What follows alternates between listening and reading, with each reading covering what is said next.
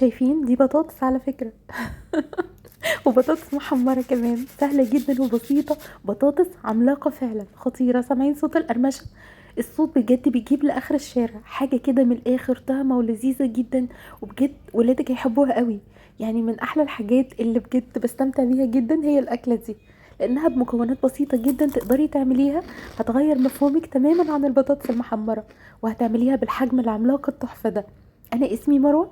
لو أول مرة تشوفيني وتتابعيني، متنسيش تشتركي في القناة وتفعلي جرس التنبيهات عشان ان شاء الله يوصلك اشعارات وصفاتي الجديدة. ولايك وشير لو عجبك الفيديو. تعالوا بينا نشوف هنعمل البطاطس الحلوة دي ازاي. هحتاج بطاطسية كبيرة او 2 صغيرين، وهنقطعهم مكعبات بالشكل ده. طبعا هنغسلها ونقشرها كويس. كمية البطاطس اللي انتي عايزاه، انا عملت بطاطسيتين متوسطتين بالشكل ده.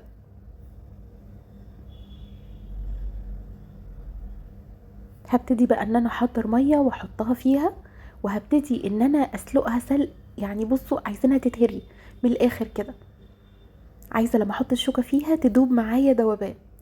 هبتدي بقى ان انا اصفيها كويس جدا، علشان عايزه اهرسها، عايزه اعملها بيوريه. تمام كده، وهي سخنه بالهراسه او بالشوكه هتتهرس معاكي بكل سهوله.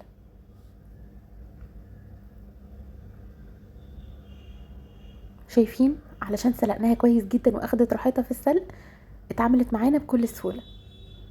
هحتاج كمان كوبايه من الجبنه الموتزاريلا، وتقدري تستبدليها باي نوع جبن، وتقدري كمان تتنازلي عنها على فكره. يعني انا مره عملت الوصفه دي من غير الموتزاريلا، كانت برضو لطيفه جدا. واحتاج كمان نص كوبايه من النشا، دي بقى مهمه جدا، ما تستغنوش عنها خالص. كمان حطيت معلقه صغيره من الملح، وتقدري في المرحله دي تضيفي اي نوع توابل انتي بتحبيه، بس انا بكتفي بالملح بس. عجنتها بالشكل ده، وده بيكون القوام بتاعها. قوامها رائع بجد. هبتدي احضر الكيس بقى اللي هشتغل فيه. في نوعين من اكياس، الكيس ده والكيس ده اللي هو بتاع التلاجة. انا هحتاج ده لانه بيبقى كبير شوية وبتحكم فيه اكتر. تمام. هبتدي ان انا احط المقدار بتاعي كله فيه بالشكل ده. هيتفرد معاكي بقى بكل سهولة. شايفين؟ لينة جدا، بتتفرد معاكي وبتاخد شكل الكيس بالظبط. انا عايزة السمك بتاعها يكون تقريبا 2-3 سنتي. بتتفرد معايا بكل سهوله. بالنشابه بقى هبتدي اعيد عليها بس كده عشان تكون مستويه. ده بيكون السمك. حطيتها بس في الفريزر نص ساعه بس، ما تزودوش عن كده، لان لو زودتي عن كده وانتي بتقطعيها صوابع للاسف هتتكسر منك. فلازم تكون يعني مش عامله قوي، تمام، مش مجمده قوي.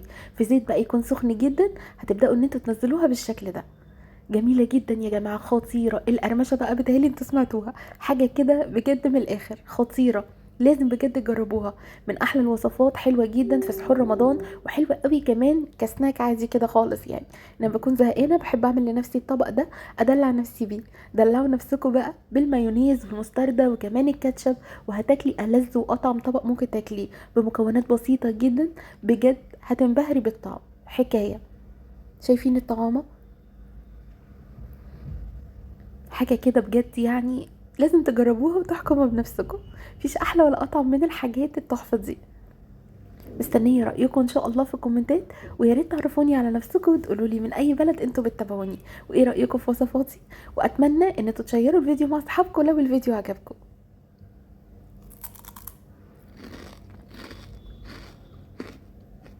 بصوا، ما تقاومش بجد. جربوها ومنتظرة رأيكم ان شاء الله. اشوفكم باذن الله في فيديو جديد ووصفة جديدة. باي باي.